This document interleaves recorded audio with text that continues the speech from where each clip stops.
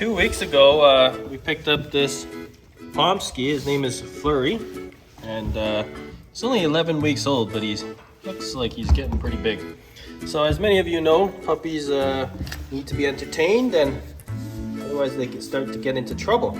So yesterday, me and my son were looking for something to do, and so we decided to make a snuffle mat. So a snuffle mat isn't hugely expensive on Amazon, but if you have some fabric lying around and you have a kid who wants to learn how to sew, it's a great project to work on together.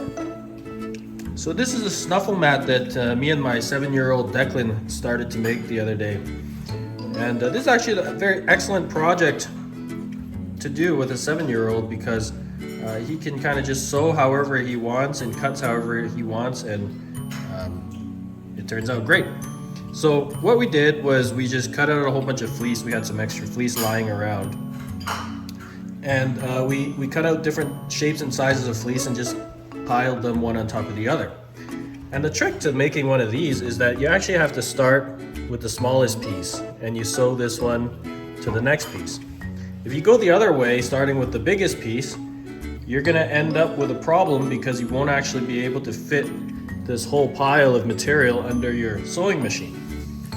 So if you do it the way that we did it, you start with the smallest one, you sew the smallest to the second one. Then my 7-year-old is able to just cut all these lines, and it really doesn't matter how well he cuts it. Then what you'll see is we take the next layer here, and then we just sew it to the layer after that. And like I said, this doesn't really take too much skill, and it's kind of fun for him because he can kind of just sew around each layer however he feels like it, and there is no consequence to getting the lines wrong. So you'll just see at each successive layer, we just sew one to the next until we get to the very last layer. So we're just at the final step here. What we're gonna do with this last layer is we're not gonna cut the little flaps like we did the other layers. What we're gonna do is we're gonna add this drawstring in there. So we're gonna sew it in like that, and then over here like this, and then finally over here like that, and like this. And so once we've sewn this all in, we're gonna put one of these, I don't know what they're called, cinchers, and then we can pull it together much like the drawstrings on your pants.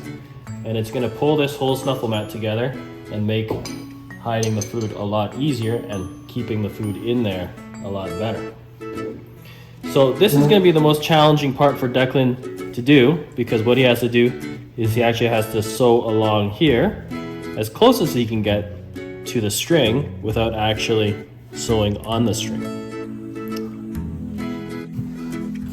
All right, so what we're gonna do is we're just gonna change the foot here so that he can get as close as he can to the cord without actually hitting the cord. I'm gonna set this up for Declan.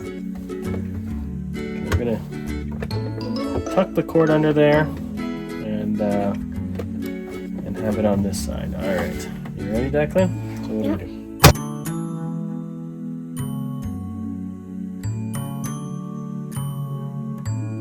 Catch it? No, we can still pull it across. That's good.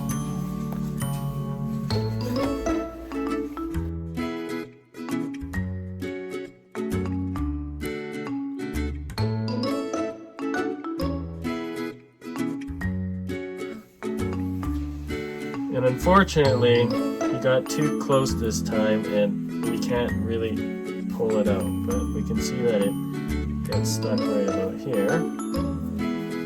So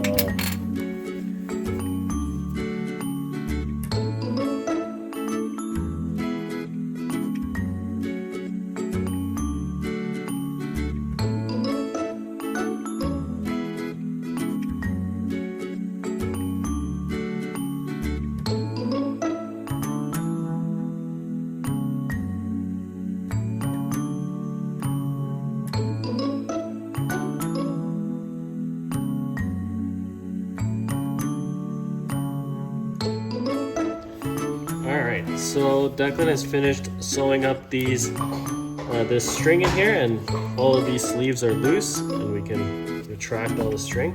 The last step here is to add this piece at the end so that we can retract the whole snuffle mat.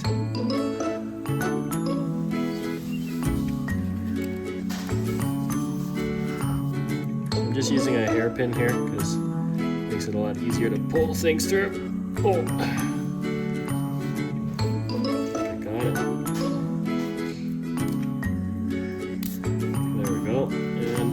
Tie a knot at the end here to make sure that we don't lose this side.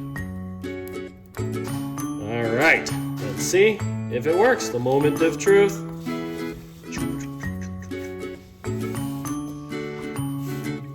There we go. We got a little bag of treats for Flurry.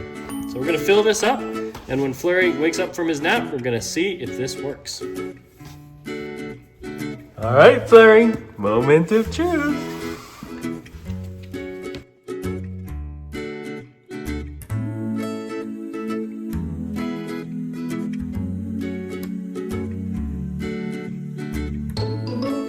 Looks like this will keep Flurry entertained for quite some time.